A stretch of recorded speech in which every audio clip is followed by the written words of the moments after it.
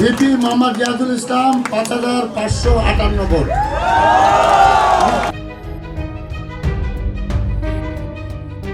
যক্ষু নির্বাচনে সব জল্পনা কল্পনার অবসান ঘটিয়ে রচিত হলো এক নতুন মহাকাব্য।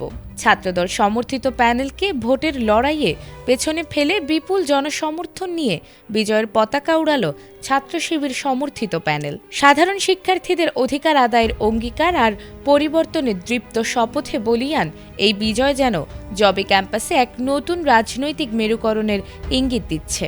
উত্তাল ক্যাম্পাস আর জয়ধ্বনি জানান দিচ্ছে অদম্য জবিয়ানদের এই জয়যাত্রা কেবল একটি নির্বাচন নয়, বরং তারুণ্যের নতুন স্পন্দনের প্রতিফলন।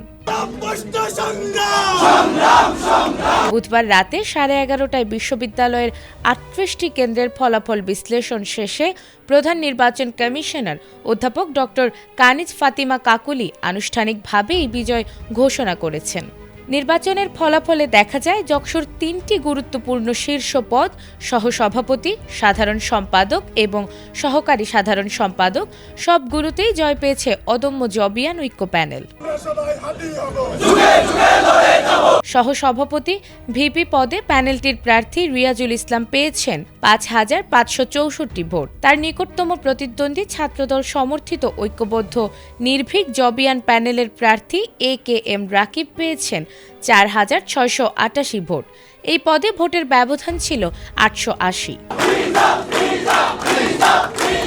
অন্যদিকে সাধারণ সম্পাদক GS পদে বড় ব্যবধানে জয়ী হয়েছেন অদম্য জবিয়ান ঐক্য প্যানেলের প্রার্থী আব্দুল আলিম আরিফ। তিনি পেয়েছেন ৫,৪৭০ ভোট। তার প্রতিদ্বন্দ্বী ছাত্রদল সমর্থিত প্রার্থী খাদিজাতুল কুবরা পেয়েছেন ২,২০৩ ভোট। ফলে এই পদে ভোটের ব্যবধান দাঁড়িয়েছে ৩,২৬৭। সহকারী সাধারণ সম্পাদক AGS পদেও আধিপত্য বজায় রেখেছে শিবির সমর্থিত প্যানেলটি। তাদের প্রার্থী মাসুদ রানা পেয়েছেন ৫,০০২ ভোট। বিপরীতে ছাত্রদল সমর্থিত প্রার্থী BM আতিকুর তানজিল পেয়েছেন ৩,৮৬৮ ভোট। এই নির্বাচনের মাধ্যমে দীর্ঘ সময় পর যক্ষুতে নিজেদের সাংগঠনিক সক্ষমতা ও জনপ্রিয়তার শক্ত অবস্থান জানান দিয়েছে ছাত্র শিবির সমর্থিত অদম্য জবিয়ান ঐক্য প্যানেল। ছাত্রদল সমর্থিত প্যানেলকে পেছনে ফেলে যক্ষুতেও তাদের জয়গান এখন ক্যাম্পাস জুড়ে আলোচনার কেন্দ্রে। নাজমুন নাহার জান্নাত, ATN বাংলা।